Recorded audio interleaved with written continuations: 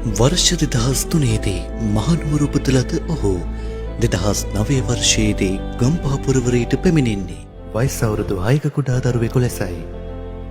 යක්කල ශ්‍රී චන්ද්‍රජෝති විද්‍යාලයට ඇතුළත් වී පහ ශ්‍රේණිය ශිෂ්‍යත්ව විභාගයෙන් ඉහළ ලකුණු ලබාගෙන ජීවිතේ ස්වර්ණමය යුගයකට ඔහු ප්‍රවිෂ්ඨ විය. එනම් හේනේක මධ්‍ය විද්‍යාලයේ ජාතික පාසලේ ශිෂ්‍යයෙකු ලෙස විද්‍යාලයට ඇතුළත් වීමයි. පාසලේ ස්වර්ණාංශ මාධ්‍ය ඒකකයේ ප්‍රධාන නිවේදකයා ලෙසත් කතික සහ විවාදාංශවලින් දස්කම් පෑ ඔහු උසස් පෙළ ශ්‍රේණියේදී ස්වර්ණසිංහ නාට්‍ය සංසදයේ නිර්මාතෘ ලෙසත් තම මෙහෙවර නොපිරිහෙලා ඉටු කරමින් ඉහළ සෙට් අගයක් ලබාගෙන ලංකාවේ අභිමානවත් කැලණිය විශ්වවිද්‍යාලයට ප්‍රවිෂ්ඨ විය.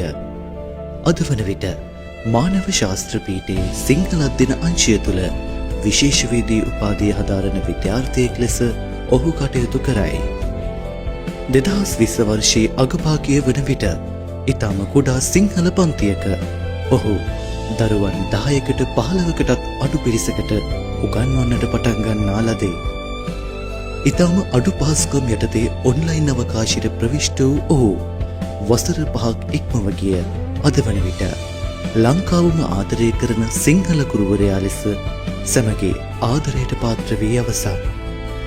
භාෂා පාරාදීසය නම් ලංකාවේ වැඩිම සාමාන්‍ය පෙළ සිසුන් පිරිසක් සහභාගී වන ඔන්ලයින් පන්තිය ගොඩනගා YouTubeගේ සබ්ස්ක්‍රයිබ් 3,30,000 ඉක්ම වූ සිප්පන් උසස් අධ්‍යාපන ආයතනය ගොඩනැගූ සුවහසක් දූදරුවන්ගේ හදවතේ රැඳුණු චූටි සර්ගේ එදා මෙදා දුර මතකාවර්ජනය මෙසේද ගැහැරෙනු වගයි. මේ ලංකාව මාදරය කරන සිංහල ගුරුවරයා රශ්මික සූර්ය බණ්ඩාර.